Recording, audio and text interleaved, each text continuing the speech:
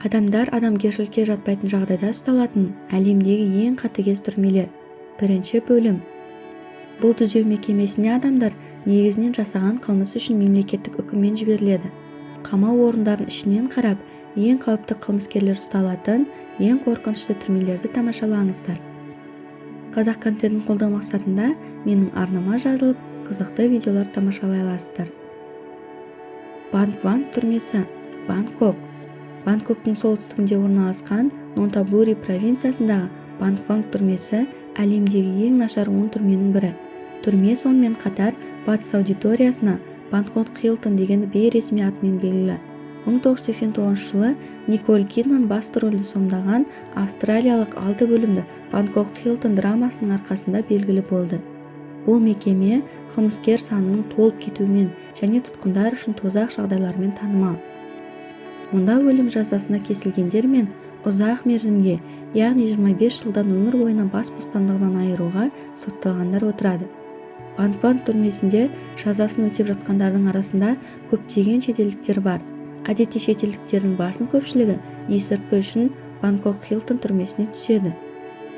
Түрмені 1930 жылдары қытайлар салған. 100 жылға жуық бұрын енгізілген ережелердің көпшілігі күні бүгінге дейін күшінде. Ең көрнекті мысал тұтқындардың аяғындағы болат бұғаулар. Оны әрбір тұтқын алғашқы 3 айда тағады, ал өлім жазасына кесілген қылмыскерлер бұғауларды бір жолата тағады. Бұл тәжірибе 2013 жылы ресми түрде тоқтатылды, бірақ іс жүзінде кейбір тұтқындар әлі күнге дейін ауыр бұғаулар киеді. Ресей. Владимирский Централ, яғни орталық әйгілі түрмесі Владимирде 1783 жылдан бері бар. Оның үстіне бастапқыда ол аса қауіпті қылмыскерлерді, саяси тұтқындарды және қайталанатын қылмыскерлерді ұстау үшін пайдаланады. Сонымен Екатерина II оны саяси тұтқындар үшін арнайы салуды бұйырды. Кеңес дәуірінде бұл дәстүр сақталды. Мұнда халық жаулары, троцкистер, ақ гвардияшылар және антисоветтік әрекетке күдікті адамдар жазасын өтеді. Бір қызығы, орталық тұтқындар ойлап тапқан танымал атау емес. Ресей империясындағы орталық түрменің толық ресми атауы. Бұл түрмедегі ең аз жаза мерзімі 10 жыл, ал көптеген тұтқындар өмір бойы осында қалады. Түрмедегі жағдайды Ресейдің азаптау түрмелерімен салыстырады. Тұтқындарды күзетшілер де және қылмыскерлер де күнделікті ұрып соғады. Тұтқындардың бірі тіпті өз қанын пайдаланып хат жазады, бірақ нәтиже болмады. Өзін-өзі қорғауға тырысқан сотталғандар әрекет етпегендерден де аянышты жағдайға тап болады. Камити, ең жоғарғы қатал түрме, Кения. Кенияның Найроби қаласындағы бұл түрме бастапқыда ең көбі 1400 тұтқынды орналастыру үшін салынған. Дегенмен, қазір мұнда өте қатал жағдайда өмір сүріп жатқан 3600 адам бар. Бұл таңғалдырады. Бұл түрмеде көптеген саяси тұтқындар болды. Түрмедегі атақты G-блок олардың ішіндегі ең сорақысы. Бұл жерде зорлау, ұрып-соғу жиі орын алады. Оның үстіне адамдар бұл блокта адамгершілікке жатпайтын тұрмыс жағдайында өмір сүреді. Тұтқындар күн сайын шелектермен су алып жүруге мәжбүр, өйткені сенімді су көзі жоқ, яғни қарапайым тазалықты сақтау мүлде мүмкін емес. Камити түрмесінен қылмыскерлер ауыр психологиялық бұзылыспен шығады. Бұл түрмедегі осындай жағдайдың ауырлығы қылмыскерлердің психологиясына қалай әсер етеді? Қалай ойлайсыз? Комментарияға пікіріңізді жаза кетіңіз. Келесі түрме Тадмор түрмесі, Сирия. Сирияда ежелгі Пальмираға өте жақын орналасқан Тадмор түрмесін 2015 жылы Даиш лаңкестері қиратты. Осыған қарамастан, оны әлі күнге дейін азаптау мен өлім жазасына кесу бойынша әлемдік рекордшы деп санауға болады. Тадмор заңдарында адамдар улы заттармен улап, есірткілермен қинап, аяқтарын жоғары қарай асып, аштық пен шөлдеуге ұшыратып, барлық мүмкін болатын жолдармен өлтіріледі.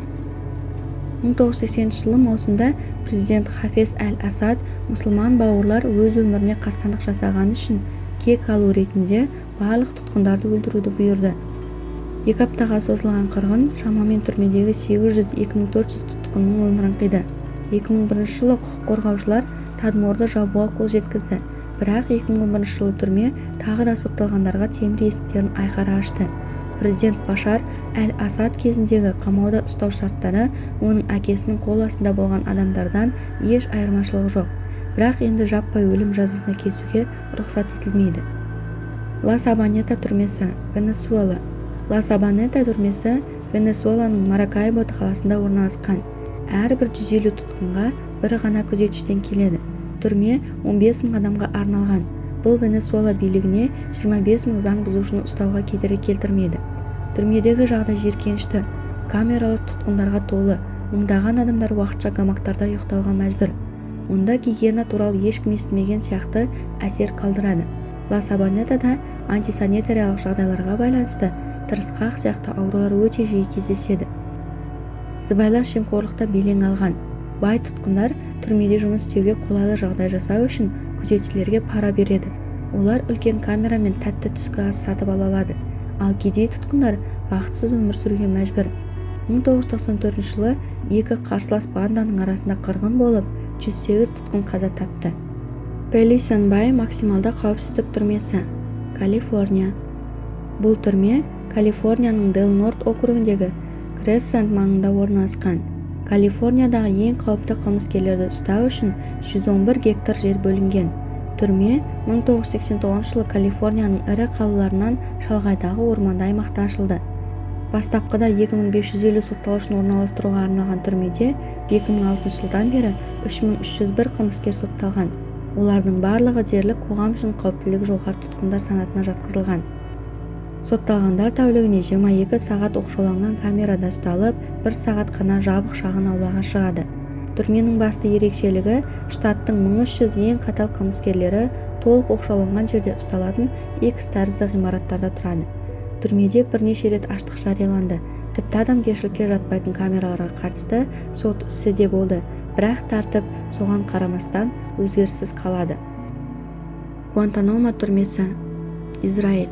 Израильдің Гуантанамосы деген лақабаты бар 1391 лагері Израиль қорғаныс күштерінің қауіпті сотталғандар деп есептелетін мүшелеріне арналған лагерь. Ол Израильдің солтүстігінде Тель-Авивтен 1 сағаттық жерде орналасқан. Түрменің болуы 2003 жылға дейін қоғам үшін құпия болып қала берді. Тұтқындарға деген адамгершілікке жатпайтын жағдай үшін. Онда уақытын өткізген адамдар жыныстық зорлық-зомбылық азапта көргендігі жайлы жарықсыз, ағынды су жоқ кішкентай камераларда және ұзақ уақыт жалғыз камерада отырғандар жөнінде хабарлайды. Гитарама немесе Муханга Африкадағы Руанда мемлекетінің астанасы Кигали қаласының орталық түрмесі. Түрменің өзі бір уақытта 500-ден аспайтын тұтқындарды ұстауға арналған, бірақ әр жылдары және әртүрлі деректер бойынша онда 6000-нан 8000-ға дейін адам болған. Кейбір камералар 1 метрге 1 метр өлшемді кірпіш бөлмелерден тұрады.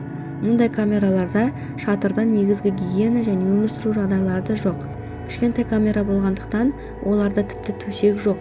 Адамдар тұрып немесе отырып ұйықтауға мәжбүр болады. Ыңғайлылықтың жоқтығы және адамдардың шамадан тыс көп болуы антисанитариялық жағдайлар мен ауруларға келеді. Отыруға немесе жатуға мүмкіншілік болмағандықтан аяқ ауруларына, ал адамдардың өздері шығарған нәжіспен жатуы және тұруы инфекцияға және аяқ-қолдың ампутациясына келеді. Осы видео ұнаса, лайк басып және арнама жазылып мені қолдасаңыз алғысым шексіз қадірменді көрермен. Менің арнамнан алда осындай қызықты және таңғаларлық видеороликтерді тамашалайсыздар. Сіздермен болған Арай Факт арнасы.